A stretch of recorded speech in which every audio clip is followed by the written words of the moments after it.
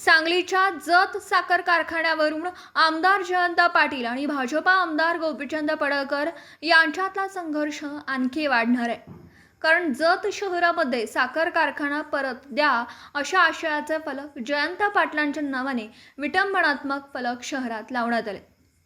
अज्ञातांकडून रातोरात भला मोठा डिजिटल फलक जत शहरातल्या चौकात लावण्यात आला.